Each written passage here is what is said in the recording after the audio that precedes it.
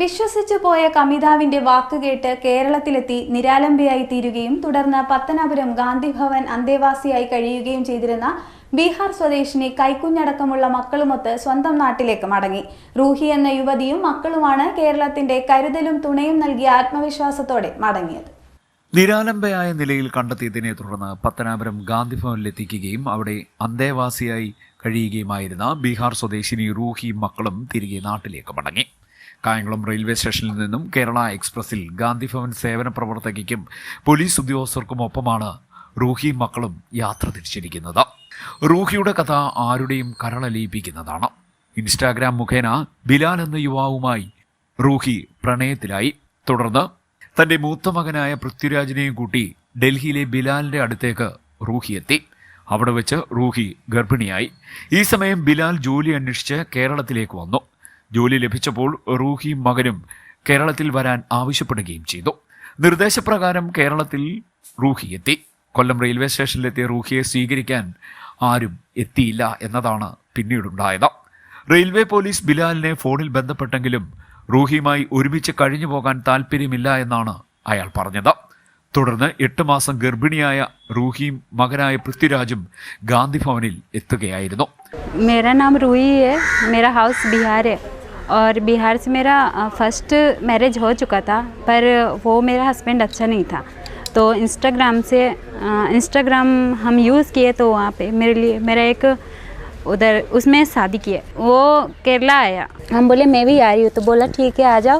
Kollam station में आए तो बोला भाई मैं नहीं आऊँगा. तो 4 दिन स्टेशन पे रहे. कोल्लम स्टेशन में पुलिस की सहायता से हम गए महिला मंदिर, और महिला मंदिर में कुछ ही दिन रहे. उसके बाद पुलिस की सहायता से गांधी भवन गए.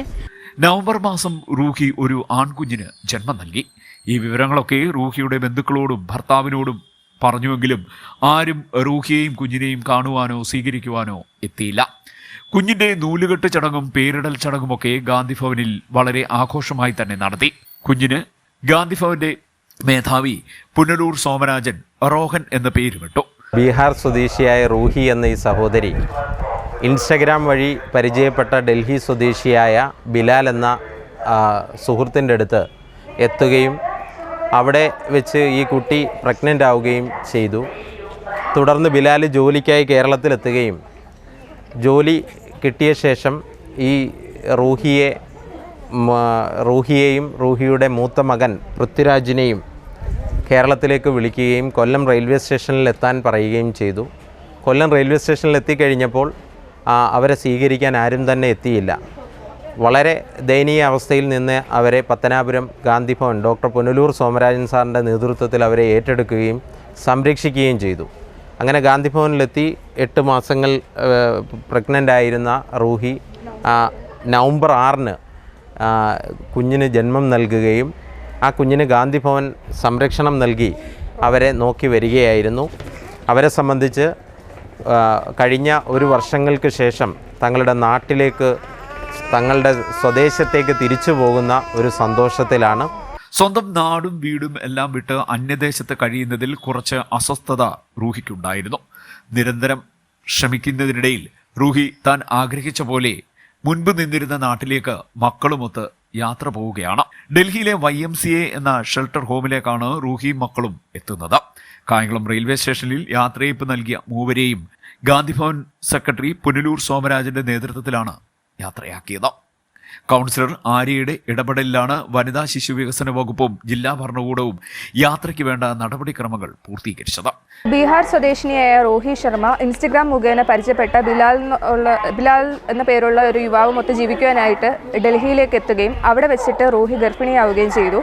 തുടർന്ന് ബിലാലിൻ്റെ നിർദ്ദേശപ്രകാരമാണ് റൂഹി മൂത്ത മകനായ പൃഥ്വിരാജിനെ കൂട്ടി കേരളത്തിലെത്തിയത്. പക്ഷേ കേരളത്തിലെത്തിയപ്പോൾ ഹസ്ബൻഡ് സ്വീകരിക്കാൻ എത്തിയിരുന്നില്ല. അപ്പോൾ കൊല്ലം റെയിൽവേ സ്റ്റേഷനിൽ അലഞ്ഞു തിരിഞ്ഞ് നടക്കുന്നത് കണ്ടിട്ട് റെയിൽവേ പോലീസുകാരാണ് റൂഹിനെ ഗാന്ധിഭവനിൽ എത്തിച്ചത്. നവംബർ 6 റൂഹി ഒരു ആൺകുഞ്ഞിന് ജന്മം നൽകുകയുണ്ടായി.